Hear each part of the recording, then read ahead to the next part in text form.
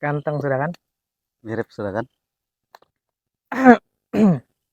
Oke guys, hari ini kita di sesi 2 lagi nyebar ke Kaltara untuk diskusi sama kawan-kawan lama yang pernah kuliah, pernah satu tongkrongan.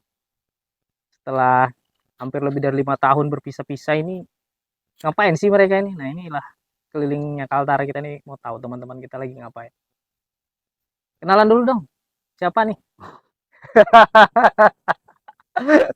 Oke, nama saya Anggun Gunawan dari Desa Merahilir.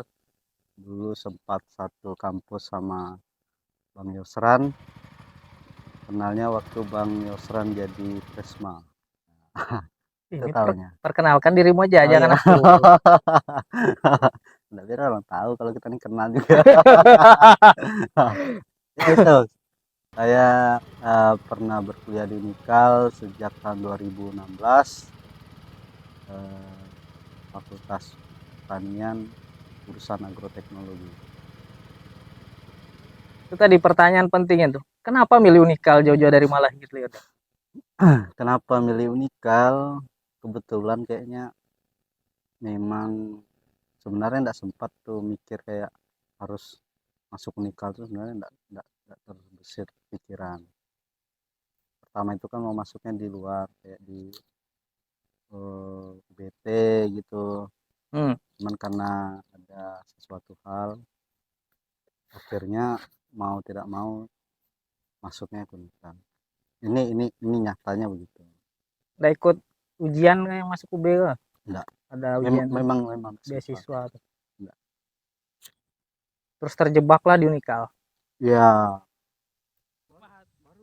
karena satu-satunya kampus yang kayaknya agak lumayan terkenal dulu itu. Lagi rame-ramenya kan. Kebetulan juga karena teman. Hmm. Siapa sudah nih? Teman dari Marhelir juga. Nah, Nah, karena satu sekolah lulus ditanya mau kuliah kah? Mau. Kuliah mana kita nih ya? Akhirnya ini ada kalau dulu tuh apa ya bahasa Unikaltar. Unikaltar kah? Oh, masa iya Unikaltar ya? Unikal dulu. Unikal. Kalau Sekarang dulu ya Unikaltar. sekarang Unikaltar. Kalau dulu itu Unikal. Ini ada kampus Unikal ini, woy. Zamannya Pak Ibram. Pak Jabar Pak berubah. Jabar, Pak Jabar. Jadi disitulah awal mulanya kenapa pilih Unikal, karena teman tadi. Awalnya kuliahnya memang mau kayak happy happy aja, kayak mencari teman-teman baru kayak gitu. Udah ada gambaran sebenarnya mau kuliah tuh ngapain ya? Belum ada Cuma gambaran. mau ya Ya, yang penting karena lanjut ya setelah SMA. karena kayak dulu itu kan kita belum punya pikiran yang mungkin orang bilang kayak sekarang, pikiran-pikiran yang dewasa lah. Kalau kayak dulu lu sekolah kayak bingung mau ngapain, disuruh kuliah mau kuliah, cuman belum ada orientasi depannya itu apa kan. Akhirnya masuk Unikal. Ini udah berapa tahun lulus nih? Lulusmu Lulus berapa tahun kuliahmu nih? Ini penting juga nih, berapa tahun kau kuliah sebenarnya? kuliah masuk itu 2016, lulusnya 2023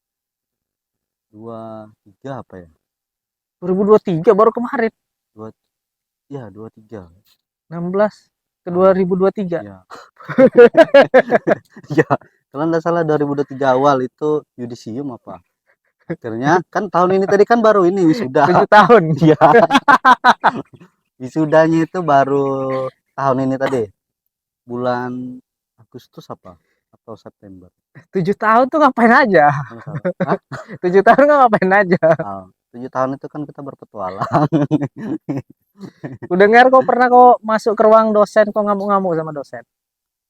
Gara-gara dibotein temanmu kau, dikerjain. Soal apa itu ya? Kau marahin ibu ibu Ini dosen tuh gara-gara kau dikerjain karena anggotamu ini kena omel sendiri kau nggak kena. mungkin ada, cuman saya lupa ya apa. Kerjanya Ya. orang sianya sama si Nasrul lah biasanya tuh. Diomel sama Bu Rina. Kalau nggak tahu apa-apa, taunya kau. Datanglah kau ngomel-ngomel, Bu Rina juga nggak tahu. Kau kenapa ngomel-ngomel lu? Oh ya, mungkin pernah itu, cuma saya lupa kejadiannya apa. Yang pasti saya ingat dulu itu ada agenda expo. Yang pertama itu kita ada expo, jadi semua fakultas itu terlibat, kecuali ada beberapa fakultas tuh kayaknya nggak mau ikut-ikut berpartisipasi dalam kegiatan yang kayak dalam kampus, internal kampus itu kan. Salah satu itu pertanian dulu. Akhirnya waktu jam kuliah kami ada beberapa orang izin. Pertama itu buat kegiatan dulu, ikut kegiatan nyiapkan stand. Udah lama dosen masuk ngajar. Begitu kita masuk telat, ditanya kenapa telat datangnya. Oh bu, kita lagi nyiapkan ini stand untuk pameran itu expo. Oh kamu lebih milih mana, belajar apa ikut kegiatan expo? Oh ini kan bagian daripada kita promosikan kita punya fakultas. Akhirnya ada perdebatan ini antar mahasiswa sama dosen tadi ini kan. Jadi tanya, jadi kamu milihnya gimana? Saya milih kegiatan. Habis ribut-ribut akhirnya keluar, pergi pergi nyiapkan standar ikut kuliah. Nah itu Nakal salah ya, satunya. nggak boleh dicontoh tuh kan. Ya itu sebenarnya enggak nakal bang. Ya kan enggak nakal, cuman kita itu kan sebenarnya Kurang penjelasan ke dosen aja. ya sebenarnya itu sih kita miskomunikasi. Nah, sebenarnya kan biar kita juga ikut berperan aktif kan di dalam kampus. Kalau kisah-kisah KKN-mu ada nggak yang menarik? Di mana KKN dulu? KKN dulu di tahun 2019 itu kayak KKP dulu. KKP dulu pernah di tahun 2018 Mana? di Desa Pejalin. Oh dekat di sini. Pejalin ya, di Kecamatan Tanjung Palas di 2018. Kejadian kalau yang lucu-lucu waktu KKP itu ada. Pertama saya punya teman itu bang. Saya punya teman orang Dayak, orang Islam. Kalau saya kenal waktu dari sekolah, namanya Anyi. Jadi Dia ini Islam, Islam, tapi Dayak gitu ya. Dayak, rupanya dia itu Malap dulunya. Cuman memang kenal waktu SMK. Gitu sekampus itu memang orangnya agak songong bang. Karena kami ini kan dulu kan anak-anak organisasi ini kan di internal kampus kan. Ya. Nah terus lagi kayak kritis-kritisnya, meskipun kayaknya nggak jelas juga. Jadi waktu itu sering debat sama beliau itu. Beliau itu kami pernah kerjain sama si Meru teman saya. Jadi waktu sebelum terjun ke lapangan KKP, saya sama Meru sudah setting, kita usul dia jadi ketua, nanti biar dia yang gerakin kita bagaimana arahnya. Nanti kalau dia tidak bisa jelasin baru kita masuk kayak gitu. Akhirnya dia terima dengan senang hati, diusul mau kah jadi ketua, mau dengan percaya dirinya. Beliau lah jadi ketua kami waktu itu bang. Terus cuman orangnya pede, percaya diri dia. Akhirnya kami KKP sama-sama. Nah satu kejadian tidak tahu betul apa enggak, waktu itu kami itu kan waktu masuk di desa kan izin dulu tuh ya.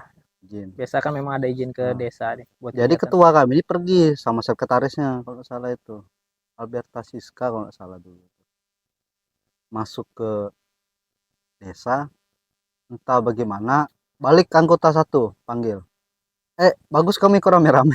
Soalnya bingung kami mau ngapain ini. Jadi sudah sampai bingung dia mau ngapain. Sudah sampai. Cuman menariknya di sisi lain sebenarnya kami kan saling mengisi. Nah itu cuman ini aja cerita-cerita lucunya aja. Modal nekat aja, rupanya nggak tahu mau ngapain dia. Cuman orang cukup percaya diri. Selain dia percaya diri, dia orangnya sosial kan. Nggak ada cinlok kah kalau di KKP? Nggak pernah kayak KKP atau KKN tuh. Karena tujuannya kan kita ini mengabdi. Ya biasa kan. Ya, topengnya yaitu. Ada yang KKN, KKP. Oh ya. Pulang-pulang itu biasa. Cuman kalau saya pribadi. Nah terus cerita lucu yang kedua, kalau pas KKP itu karena siangnya ini tadi satu-satunya orang Dayak yang Islam sama kami pergi ajakin sholat pakai sarung nih. Nah, pergi sholat. Setiap kami jalan sholat itu orang tuh, warga tuh heran kenapa orang Dayak pakai sholat ini. Dia ikut-ikut teman kan ini, sempat ditanya, kok mau kemana? Mau sholat bu. Oh kau orang Islam kak? Islam lah. Nah itu lucunya itu. Cuman hebatnya itu tadi, dari semua Islam yang ada cuman dia Islam yang kayaknya yang agak betul. Dia yang ngajakin kami. Oh justru dia yang dianggap kayaknya bukan Islam, malah dia yang ngajak-ngajakin sholat. Zaman itu ya itu kan cerita-cerita lucu. Tapi mungkin harus di apa namanya di garis bawah dulu ya bahwa di sini tuh mayoritas itu memang banyak orang Dayak dan Ya, rata-rata mayoritas Dayak itu adalah orang Nasrani. ya, Jadi ketika ada yang Dayak dia Muslim itu memang ya, sesuatu yang berbeda. ya. Makanya jadi Kalau orang tuh bertanya-bertanya. Itu kenapa cerita itu muncul. ya, Sekarang sudah lulus kan? Lulus tuh 7 tahun kuliah pasti relasi di kota Tanjung Selor lah kan ibu kotanya kan. Banyak. Ngapain pulang lagi ke Mara? Banyak agenda di kota tapi ngapain ninggalin kota malah pulang kampung. nah Apa percaya. yang didapat di kampus sampai harus pulang tuh nah? Ya, ya. Sebenarnya karena apa ya? Emang ada sesuatu hal saya harus pulang karena eh, harus diam di desa itu ya karena keluarga kan. Karena memang orang tua sendiri aja lagi. Adik-adik sudah ada yang kuliah, ada yang lanjutkan sekolah SMK, SMA, kuliah apa sekolahnya di luar. Akhirnya orang tua sendiri di kampung. Akhirnya kebetulan waktu itu memang ada peluang. Kenapa balik kampung itu kan karena ada tes pekerjaan perangkat desa waktu itu. Kalau ndak ada kejadian itu kayaknya ndak balik kampung juga karena bingung kan. Ini mau balik kampung ini mau ngapain, masa iya masuk perusahaan. Waktu itu kan lagi pikirannya kalau kayak masuk perusahaan tuh ada cocok kayaknya. Di waktu itu kan ada tes perangkat desa, akhirnya balik kampung ikut tes. Setelah lulus makanya netap. Nah, sampai sekarang jadi karena itu aja sih kejadiannya, makanya kembali ke desa itu. Meskipun awal-awal tuh sempat punya pikiran kayaknya mau bangun desa ya kayak gitu lah niatnya tuh, cuman belum terkonsep yang semenarik mungkin lah kayak gitu. Cuman ini aja sih sebatas angan-angan aja kayak balik kampung bangun desa nih kayak gitu dulu. Menarik ya. Terus setelah jadi perangkat gimana rasanya jadi masyarakat biasa?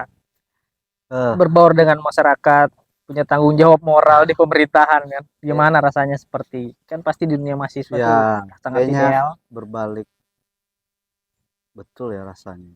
Kayak dulu tuh kita sering kritiki pemerintah Hmm. kerjanya, setelah kita menjabat kayaknya kayak kita tuh kayak nggak terima juga kayak dikritiki gitu. Nah, Nggak cuman semudah membalikan tangan ya kerja-kerja nggak di semudah, nggak pemerintahan ya. semudah karena itu tadi, sebaik apapun kita kerja itu pasti tetap ada yang dianggap negatif kan, dianggap tidak baik, dianggap tidak pro terhadap masyarakat gitu, kayak itu pasti ada. Selalu kurang nggak maksimal. Ya itu pasti ada, apalagi kayak kita ini kan di desa ini kan langsung bersentuhan sama masyarakat. Kita mau jalan aja ke kantor ya langsung sentuhan masyarakat. Kalau sudah ada yang ngomong macam-macam kayak gini ya kita langsung dengar kan, dari lewat media sosial dulu langsung dari kita jalan pun dengar cerita orang. Jadi hmm, kita betul-betul ngerasakan inilah kayak kritikan apa itu. Cuman kalau kayak awalnya memang karena masih ada jiwa-jiwa mahasiswa kayak tidak terima kayak itu masih ada. Masalah ngalir setelah lama bekerja kayaknya menjadi hal yang biasa lah. Kayak suka nggak suka itu baik buruknya itu pasti ada kan. Apapun yang kita buat itu makanya akhirnya terbiasa. Dunia kampus kan penting ya berarti. Penting. Nah ngelihat kondisi kampus kita lah hari ini ya, Unikal. Kira-kira apa ya tips-tips bagus buat anak-anak sekarang itu untuk bertahan? Ya, Kenapa harus memilih Unikal gitu? yang pertama tuh kayak kita harus lebih kuat eh, bangun apa relasi setiap desa ya, untuk yang sekolah-sekolah di desa itu harus nanti kuliahnya harus di Unikal kayak gitu. Setiap kecamatan lah kan ada sekolah SMA SMK itu. Mm-mm. Pertama nih kan kita nih kan mau bangun kembali nih biar peminatnya rame kan. Nah sebenarnya kayak kegiatan-kegiatannya itu lebih banyak harusnya melibatkan mahasiswa. Karena apa? Dulu pernah waktu kayak kita zamannya kuliah itu kayak dosen itu kan lagi ada promosi itu ke Kamp- sekolah-sekolah. hmm, Nah cuman waktu itu kayak kita itu udah diajak sama mahasiswa. Sebenarnya kan itu kan peluang untuk adik-adik yang siswa untuk kuliah itu ngeliat tuh kakak-kakak mahasiswanya, oh gini loh kalau masuk kampus. Unikal itu, masuk kampus Unikal itu kayak gini nanti kita. Nah sebenarnya itu kan jadi gambaran. Makanya sebenarnya segala sesuatu yang menjadi kegiatan Unikal itu harus melibatkan mahasiswa, karena bagaimanapun juga mahasiswa ini kan nanti jadi objek yang soroti sama siswa-siswa yang bakal masuk kampus kan. Kalau dilihatnya itu, oh kakaknya keren, itu pasti jadi penarik perhatian untuk masuk kampus itu pasti. Karena saya pernah ngalamin. Nah, makanya itu salah satunya untuk narik eh, kembali peminat eh, Kampus. kampus itulah. Terus kalau buat si calon-calon mahasiswa ini ada pesan nggak? Bagus kalian kuliah di Unikal tuh kenapa? Ya, bagusnya kuliah di Unikal itu pertama memang selain dia eh, kebetulan di ibu kota Kaltara, dia juga tidak jauh lagi dari kampung-kampungnya kita. Lagi pula eh, lingkungannya belum seperti kayak kampus yang di luar. Artinya kan kita nih eh, disuruh berpikir betul-betul nih bagaimana kampus ini bisa berkembang, bagaimana kita nih sekiranya bisa menjadi mahasiswa yang ya seperti mahasiswa pada umumnya kan begitu. Nah, makanya itu sebenarnya jadi selain dia tantangan itu jadi motivasi sebenarnya untuk para mahasiswa karena harus berpikir kayak gitu kan jadinya mikir bagaimana kampus ini bisa berkembang kan begitu. Dan bagaimana dia bisa berkembang di kampus? Ya sebenarnya itu.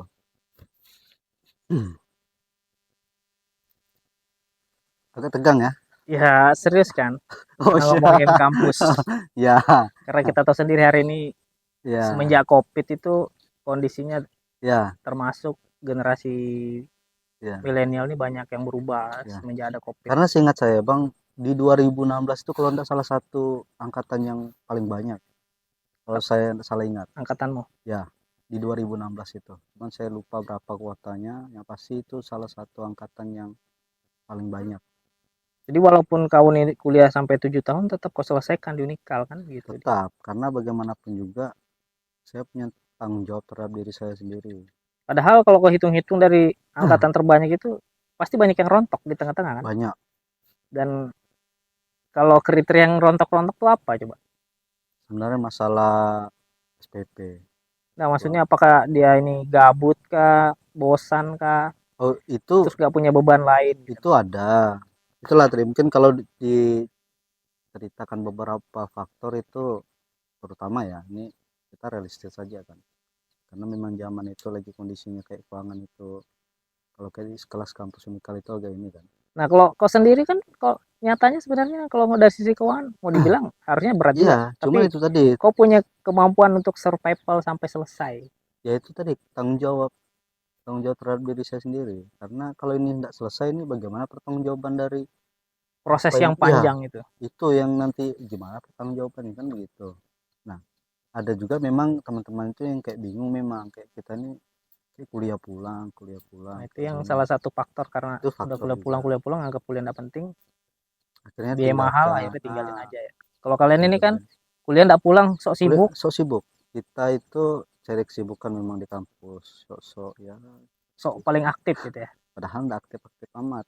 Cuma itu berpengaruh terhadap kalian akhirnya bertahan. Ya itu karena itu jadi motivasi kita juga bang kayak kita ini berusaha ngaktifin teman-teman yang di kelas itu juga kita punya kayak ada beban gitu kayaknya ayo kita masuk ramekan fakultas ini kayak ada kan di kampus kan ada KM, ini dulu BEM PM, KM.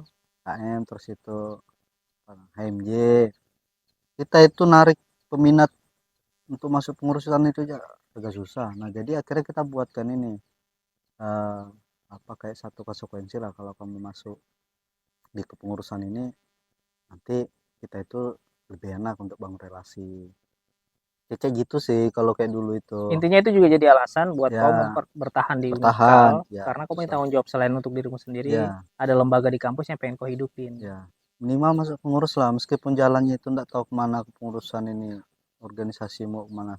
Kalau dulu tuh belum belum terlalu jelas jadi Tapi dapat hal masuk banyak lah di situ. banyak Walaupun banyak rugi juga ya, rugi waktu, oh itu pasti lah. konsekuensi. Itu konsekuensi Kan harus hidup itu harus dipertaruhkan ya harus katanya. Kalau tertaruhkan tidak dipertaruhkan nggak jelas juga hasilnya ya karena betul. biasa-biasa saja. Nah kalau untuk maba nih apa kalau calon mahasiswa ini ada pesan penting nggak buat mereka tuh dalam sebelum memilih kampus? Ya pesannya untuk para Calon calon mahasiswa calon ya. calon mahasiswa kali ya sebenarnya dimanapun tempat kita belajar itu semuanya sama sebenarnya, cuma tergantung bagaimana kita beradaptasi, bagaimana kita proses kita.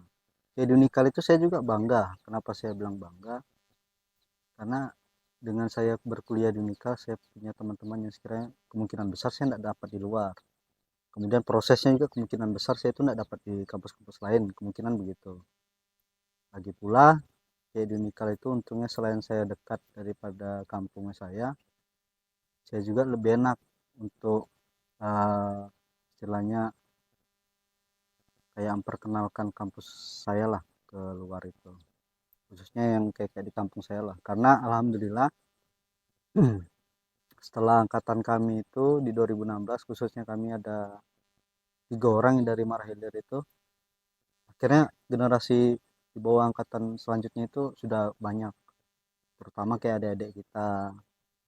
Untuk khusus warga kita lah, alhamdulillah kayaknya lebih banyak ke Unikal. Kayak di luar itu kayaknya enggak ada memang. Jadi memang kebetulan sanggupnya di Unikal aja. Nah cuman itu bagian daripada promosinya kita juga.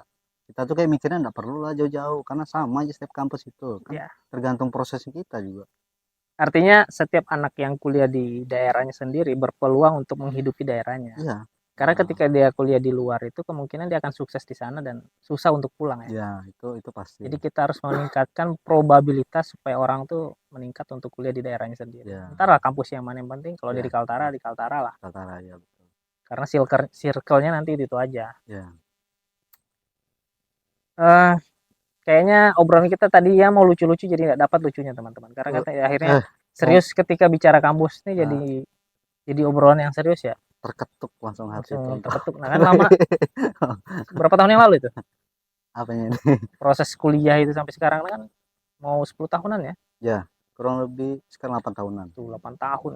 Eh, Nggak terasa. iya, Artinya kurang lebih salah satu alumni dari kampus ini udah punya peran aktif di kampung dan mereka punya ya contohnya Om Anggun. Ada manfaatnya lah sudah di kampung sendiri ya, setidaknya. sedikit Anak banyak. lokal lah yang ngebangun daerahnya. Walaupun dia masuk di perangkat pemerintahan. Dan itu sangat tidak mudah kata dia untuk jadi perangkat pemerintah di desa itu. Karena langsung bersentuhan sama masyarakat. Emang jabatanmu apa di pemerintahan sekarang? Kaur apa gitu? Oh ya, kasih pemerintahan. Itu ngurusin Tanah, terus itu kelembagaan. kalau sama basic background kuliahmu nyambung gak sih? Enggak sih. Enggak nyambung sama sekali ya? Jadi murni belajar otodidak ya? Otodidak. Nah, ini kayaknya yang saya lupa pesan. Ini pesan ya, pesan. Pesannya nyambung juga sama yang kita bahas sekarang ini. Nah. Soal bagaimana akhirnya yang enggak punya basic sebelumnya itu bisa kayak gitu. Kayak saya masuk di pemerintahan kan, basic saya kan waktu kuliah kan pertanian. Nah itu saya dapatkan tuh selama saya di organisasi sebenarnya. Itu pengalaman. Itu makanya saya bilang kayaknya pengalaman selain kuliah itu memang harus kita cari ikut kegiatan di luar. Karena kalau cuma kuliah aja kita nggak bisa nih dapat yang ilmu teknis. Ya kayak gitu, kayak administrasi apa itu kan kita, kalau saya rasa dulu kayak kuliah itu megang laptop itu mungkin pada saat skripsi aja, pada saat makalah kayak gitu aja, habis itu nggak pegang laptop sudah. Nah cuman karena kita ikut organisasi akhirnya sedikit banyak kita punya pengalaman di situ, surat menyurat, proposal ya di situ kita hal-hal administrasi ya, ada dapat semua di situ. Nah itu makanya untuk pesan yang calon mahasiswa tadi, jangan lupa kalau pada saat kuliah itu sebenarnya kalau bisa ikut organisasi apapun itu di internal maupun eksternal. Karena apa? Itu sangat berdampak sekali terhadap kita ke depannya. Sebelum dunia kerja aja sudah berdampak, apalagi pada saat masuk dunia kerja.